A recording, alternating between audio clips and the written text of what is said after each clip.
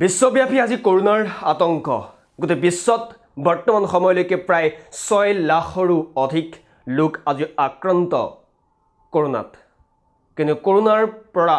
মৃত্যুৰ সংখ্যাও 27,000তকৈও অধিক ভাৰতত বৰ্তমান প্ৰায় 900 ওচৰা-ওচৰি কৰোনাত আক্ৰান্ত ব্যক্তি ইতিমধ্যে বহুতো মৃত্যু ঘটিছে ইটালীৰ সদৃশ আজিৰ পৰিৱেশত হয়তো বিশ্বত আজিলৈ কোনো মহামাৰীয়ে লোৱা নাছিল কিন্তু এতিয়া এটা সুখবৰ আহিছে এই সুখবৰটো এইটোৱে যে কৰোনাৰ ঔষধ 27 বছৰ পূৰ্বে ভাৰতবৰ্ষই নিৰ্মাণ কৰি থৈছিল এই দাবী কৰিছে উত্তৰ প্ৰদেশৰ প্ৰবন দাস নামৰ এজন ব্যক্তিয়ে সোশ্যাল মিডিয়া যোগে দাবী কৰিছে তেওঁ এই ঔষধ 27 বছৰ পূৰ্বে নিৰ্মাণ হৈছে আৰু এই নিৰ্মাণৰ প্ৰতিফলতে তেওঁ দাবী কৰিছে যে এই কৰোনা ভাইৰাছ বা ইয়াতকৈ যদি আৰু অধিক মাৰাত্মক ভাইৰাছ পৃথিৱীত আহে তেতিয়াহলে এই ভাইৰাছক মখিমূৰ কৰিব পৰা ক্ষমতা আছে এই ঔষধটোৰ বিষয়ে সকলোখিনি জনাম তেওঁ কি দাবী কৰিছে और मेरे हाथ में आप जो छोटी सी बोतल देख रहे हैं ये कोई पानी की बोतल नहीं है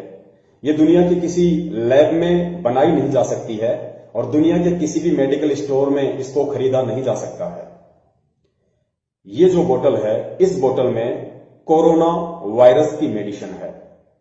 100% जड़ से समाप्त करने वाली मेडिसिन है कोरोना वायरस को जो आज के दिन दुनिया के किसी भी देश के पास नहीं है और ना ही कोई देश इसको बनाने में सक्षम है मैं ये वीडियो फेमस होने के लिए या किसी अन्य रीजन से नहीं बना रहा हूं मोदी जी कोरोना वायरस भारत देश के लिए कोई बहुत बड़ा संकट नहीं है बहुत छोटी सी चीज है क्योंकि भारत हमेशा से जगत गुरु रहा था और आगे भी जगत गुरु ही रहेगा और जब जब दुनिया पे संकट आया है तो इतिहास इस बात का गवाह है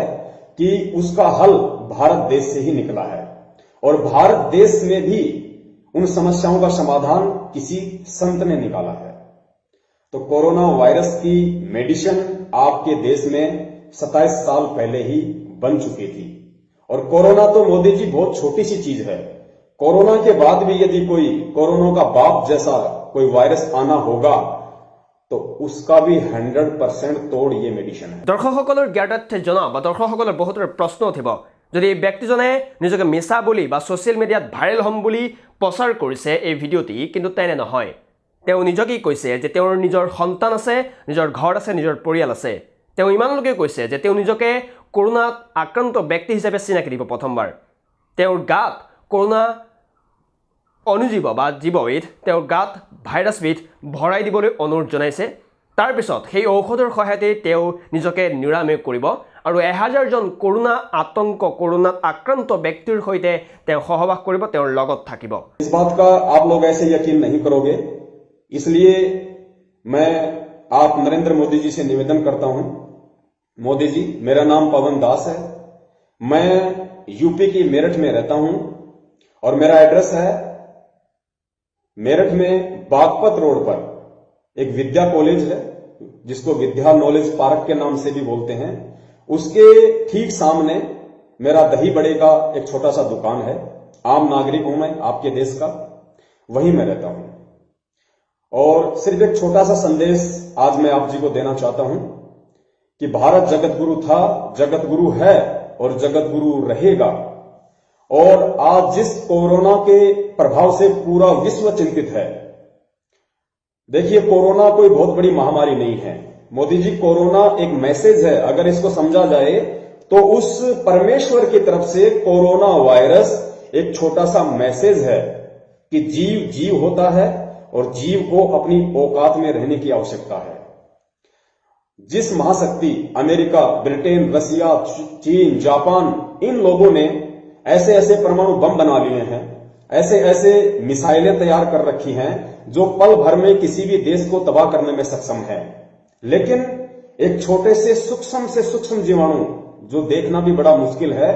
उस जीवाणु ने उन महाशक्तियों को घुटने के बल जमीन पर बैठने के लिए मजबूर कर दिया तो मोदी जी कोरोना वायरस इंसान को अपनी औकात याद दिला रहा है कि प्रकृति से बढ़कर कोई नहीं है और कोरोना वायरस का इलाज आज के दिन पूरे विश्व में किसी भी महाशक्ति के पास नहीं है और ना ही होगा सिवाय इस मेडिसिन के मोदी जी, टेस्टिंग के लिए मैं आप जी से निवेदन करूंगा, हर इंसान को अपना जीवन प्यारा होता है, अपना परिवार, अपने बाल बच्चे, अपनी धन दौलत उसको प्रिय होती है, वो छोड़ना नहीं चाहता उसे। मौत कोई इंसान नहीं चाहता है। और मैं आप जी से निवेदन करता हूं, मेरे इन शब्दों की टेस्टिंग के लिए कि वास्तव में हम सही बोल रहे हैं या हम गलत बोल रहे हैं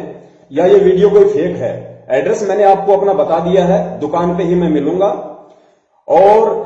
मैं ऐसे इस मेडिसिन को किसी भी व्यक्ति को विश्वास करने के लिए नहीं कहूंगा, मोदी जी को भी नहीं कहूंगा कि आप मेरे इस वीडियो से या मेरी बातों पे आप विश्वास कीजिए। विश्वास का एक तरीका है मोदी जी, आप उसको कर लीजिए। आज विश्व का हर आदमी कोरोना से चिंतित है, नाम सुनते ही भयभीत हो रहा है, पसीने आ जाते हैं। अगर ये मालूम पड़ गया कि मेरे शहर में कोरोना आ चुका है, यदि ये मालूम पड़ गया कि मेरे पड़ोस में किसी को कोरोना है, मोदी जी, उसकी रातों की नींद हराम है, वो व्यक्ति चैन से सो नहीं सकता। इसका मतलब हर व्यक्ति कोरोना वायरस से भयभीत है। लेकिन पिछले 6 साल से मैं इस मेडिसिन का यूज कर रहा हूं और मैं अब आप जी से निवेदन करूंगा, आप मेरे ऊपर ही उस कोरोना वायरस का टेस्टिंग कीजिए। एक मैं हूं, एक मेरे साथी हैं जिनका नाम है रामचंद्र जी, जो कानपुर से हैं। वो भी आप जब चाहोगे हम हाजिर हो जाएंगे टेस्टिंग देने के लिए। कोरोना वायरस से पीड़ित जो भी व्यक्ति है, चाहे वो चीन में हो चाहे इंडिया में हो, और आप जी को ये खुली छूट है कि उस कोरोना वायरस से पीड़ित व्यक्ति को, केवल अकेले व्यक्ति को नहीं, चाहे 1000 व्यक्ति कोरोना वायरस से पीड़ित हों, आप जी उन सभी व्यक्तियों के बीच में मुझे 1 महीने के लिए रखिए, 2 महीने के रखिए या 6 महीने के लिए रखिए, जैसी आपकी इच्छा, जैसी आपकी मर्जी। मैं विदाउट मास्क के रहूंगा, मैं कोई भी प्रिकॉशन यूज नहीं करूंगा। मैं सिर्फ सुबह और शाम आधा आधा ढक्कन इस मेडिसिन का लूंगा और 1 महीने तक या जितना भी समय आप जी निर्धारित करेंगे या आपकी सलाहकार समिति निर्धारित करेगी,